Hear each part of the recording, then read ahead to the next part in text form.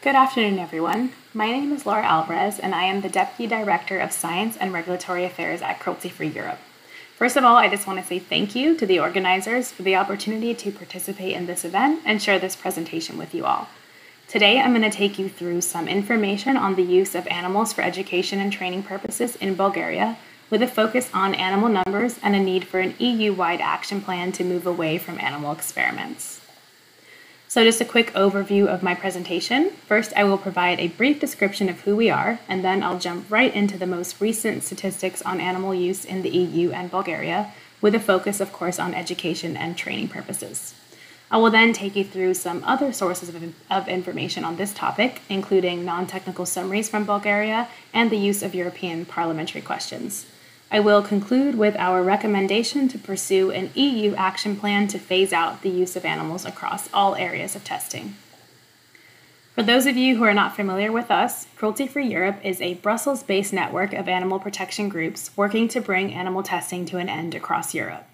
On the right-hand side, you can see a list of our members, which includes our founding organization, Cruelty-Free International, and two groups that are based in Bulgaria.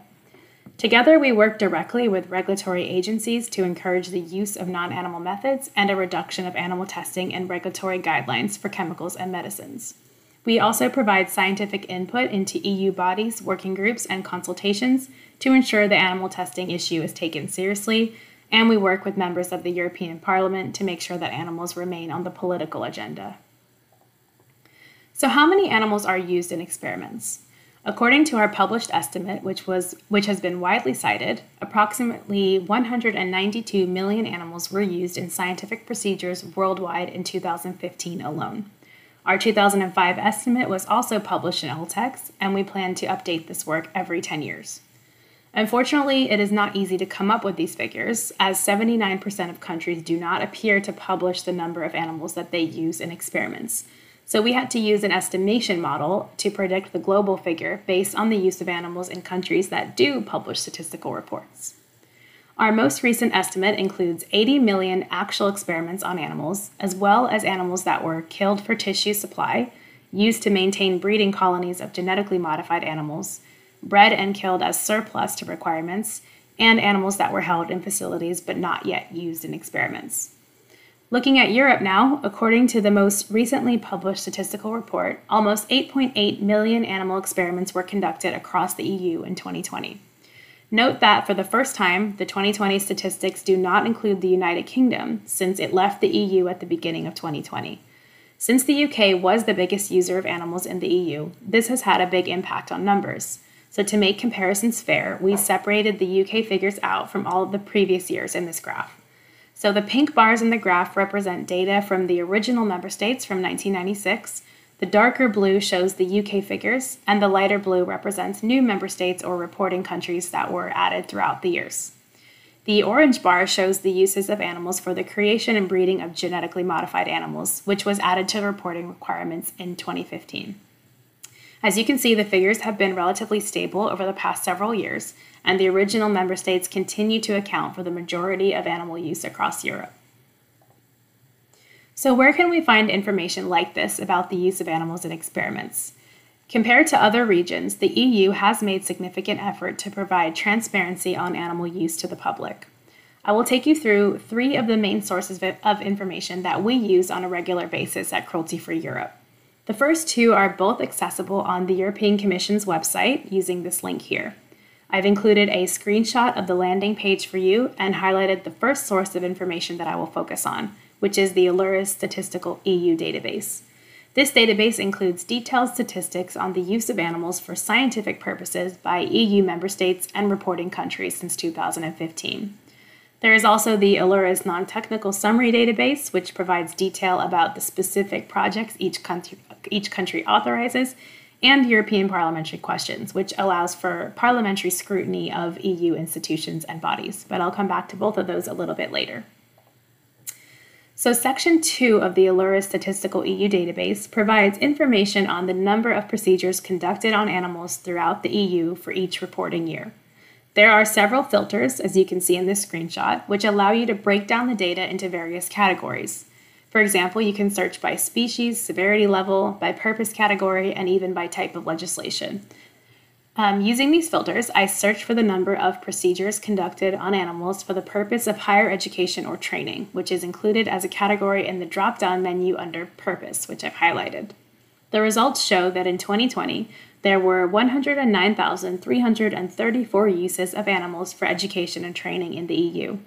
If you repeat this search for all 6 years of data available in the Alvarez database, you can see that the total number of animals used for this purpose has remained stable despite the increasing availability of non-animal alternatives in this area. The decrease in 2020 that you see on the graph here could be due to the COVID-19 pandemic and the subsequent lockdowns. The results also show that education and training accounts for less than 2% of the total number of animal experiments conducted in the EU. However, it is still important to eliminate animal use in this area. The Alvarez database also provides a further breakdown of animal use for education and training purposes by species and severity. I've included data from the last 3 years in this slide, and as you can see, mice, rats, and pigs are the main species of animals used in these procedures. In 2020, 26% of these procedures were classified as causing moderate suffering to the animals involved, but the majority of the procedures are classified as causing mild suffering. A significant amount of procedures are also classified as non-recovery, which is when the animals are anesthetized throughout and then killed before they can wake up. So how do we find figures on the use of animals for education and training in Bulgaria specifically? Unfortunately, it is not yet possible to use the Alvarez database to filter data by individual member states. However, we know that this feature is coming soon. For now, you can download member state-specific data from the statistical reports published on the European Commission's website using the link provided here. Part C of the 2020 statistical report, which can be downloaded as a PDF file, contains a list of all the reporting countries and their data on animal use for that year. I've included a screenshot of a portion of the data from Bulgaria so you can see what it looks like. In this document, it shows you how many animal experiments are conducted by each member state for education and training purposes, which I've highlighted.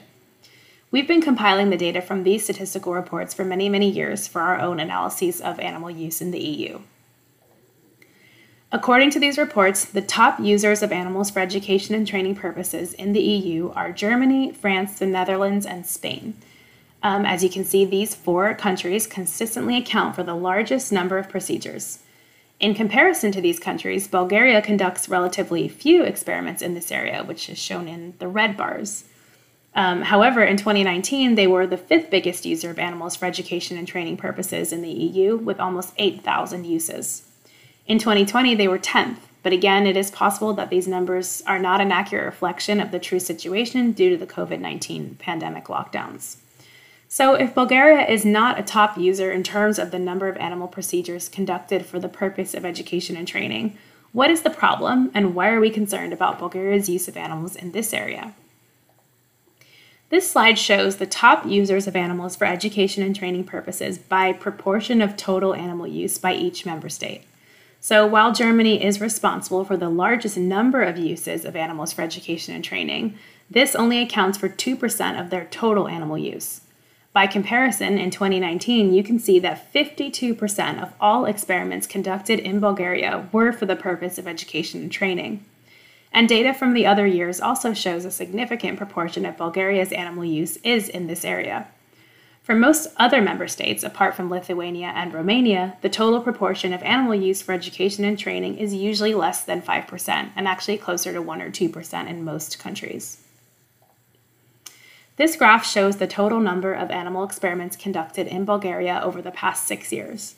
The orange portion shows the number of experiments that were conducted for education and training purposes, while the blue portion represents all other purposes. In 2020, a total of 10,905 procedures were carried out on animals in Bulgaria, which includes 1,382 uses of animals for education and training purposes.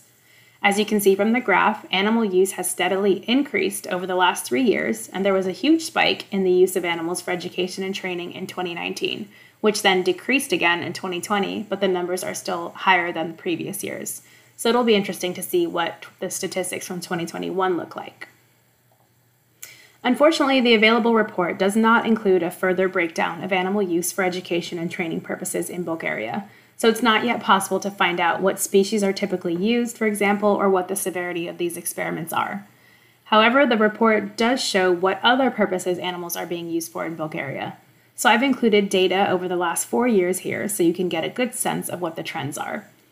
Education and training is shown in red, and you can clearly see that it accounts for a significant proportion of animal use in Bulgaria, which I already demonstrated in my previous slides.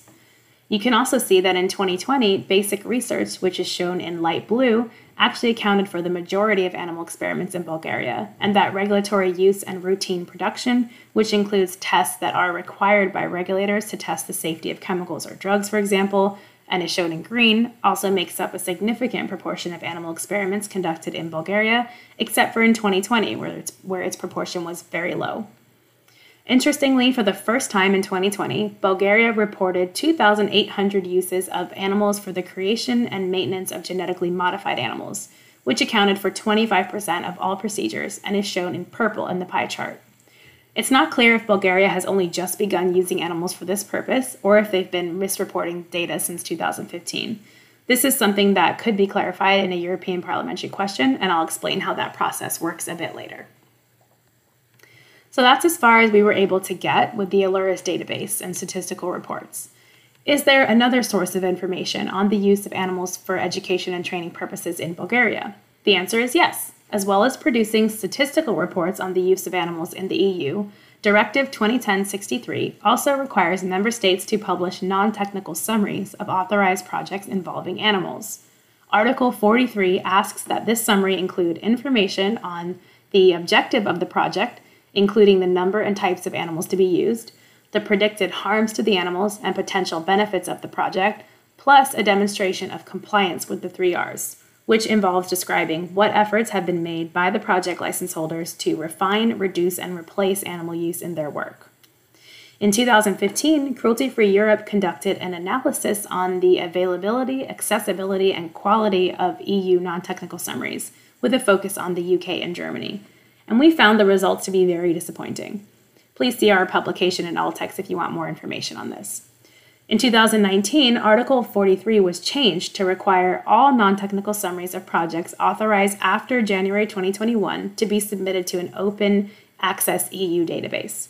This was then supported by an implementing decision in 2020 that included a revised template for the submission of non-technical summaries that all of the member states had to use. Cruelty Free Europe actually played an important role in the development of this template. So in 2022, we decided to conduct a new assessment of the non-technical summaries to determine whether the central database and revised template has improved the quality of these summaries across Europe. We found that the completeness of the non-technical summaries and consistency between member states has improved, but there are still further improvements that should be made, particularly when it comes to properly describing what is being done to the animals and reporting the expected harms. We're planning to publish this latest analysis in an upcoming issue of All Texts. Okay, so if we go back to the webpage that I showed you in one of my first slides, you will see the option to click on the Alvarez Non-Technical Summary EU database, which contains non-technical summaries submitted by EU member states since 2021. Before I dive into the database, I just want to quickly show you some of the questions that are included in the non-technical summary template. Animal users are asked to provide a description of the procedures being done to the animals, for example, injections, surgical procedures, etc., as well as the number and duration of these procedures. They're also asked to explain what the expected impacts or adverse effects on the animals will be, for example, pain, weight loss, reduced mobility, and stress.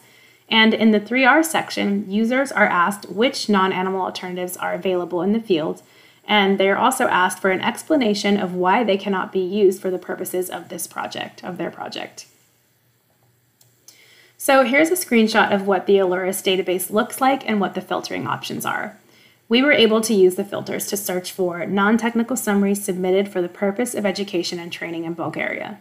So far, there are only 3 that match these filters.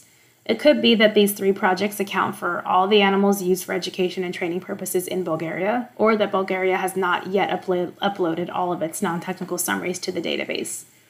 The results were presented in Bulgarian, but I was able to use Google Translate to understand the details of each summary.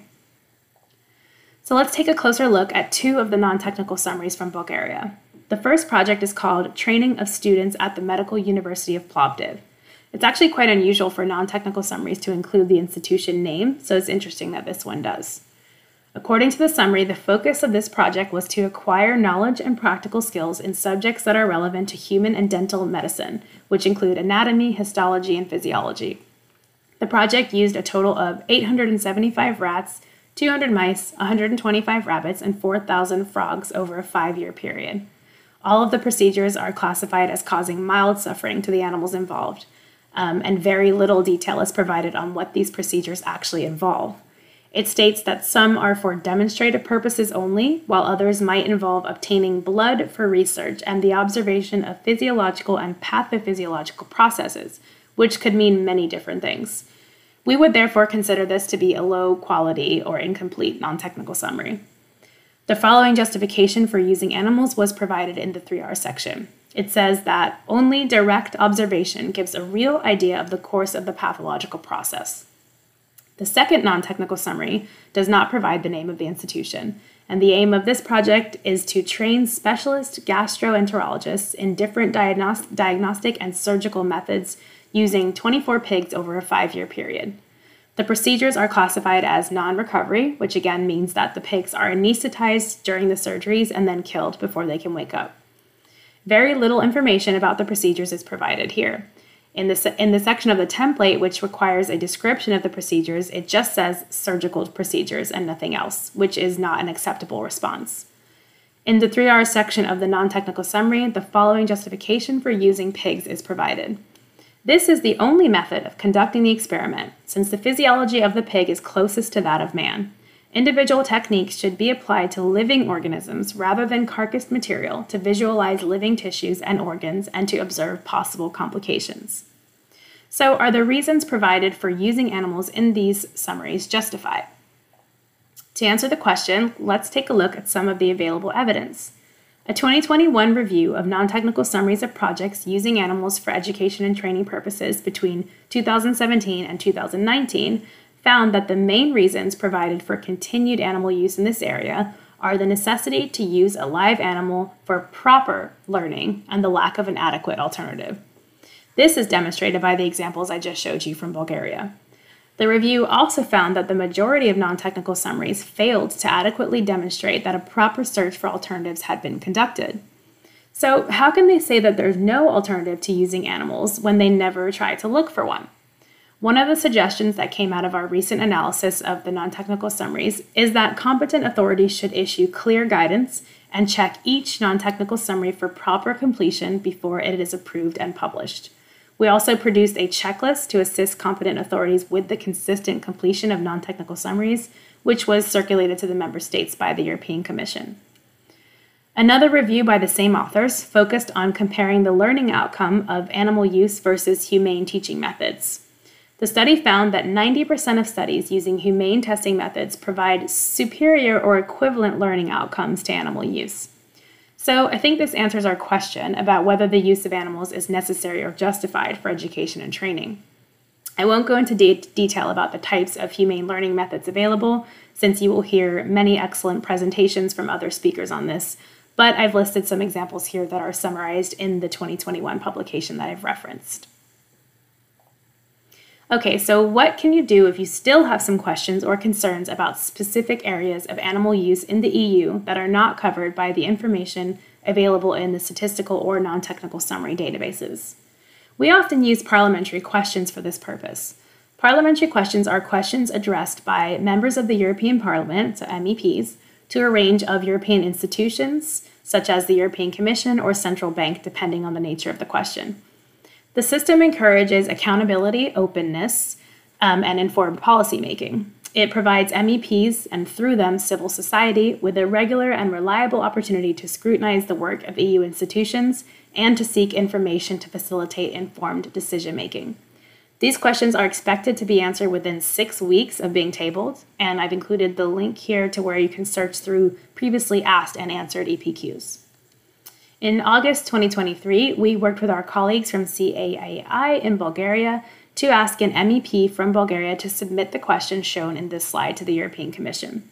We asked for a further breakdown of the EU figures on animal use for education and training by level of education and aim of the experiments. We also highlighted the fact that there are many member states who use a very low number of animals in this field, and that there are a range of non-harmful approaches that can be adopted rather than using live animals. With this in mind, we asked what is being done to promote a harmonized approach across the EU and to encourage all member states to follow these approaches rather than to use animals. We hope to receive an answer by the 3rd of October. Speaking of a harmonized approach, I would like to point you to our recently published report on the need for an EU action plan to reduce and replace animal experiments. Despite an oft-cited commitment to replace animal experiments in Europe and widespread public unease about the scale and persistence of animal testing, there is no proactive strategy to phase out animal experiments in Europe. In other important areas of policy, for example, greenhouse gas emissions, vehicle emissions, recycling, etc., the EU argues that unless ambitious and binding targets are set, industry and other stakeholders will not change. The logic is that targets focus efforts and incentivize and drive change. So why not apply this approach to reducing and replacing animal testing? In this report, we make the case for a targets-based strategy to phase out the use of all animal tests across the EU, and we suggest where reductions could be made, with a focus on particular areas of testing, including the use of animals for education and training purposes. We also suggest legislative, political, and funding commitments that could be made to achieve these reductions and provide some concrete actions that the European Commission, member states, and other organizations could take, many immediately, to bring animal testing to an end. And that is all I have time for today. Thank you so much for listening, and please feel free to email me if you would like some more detailed information about any of the work that I presented to you today, or if you have any other questions. Thank you so much.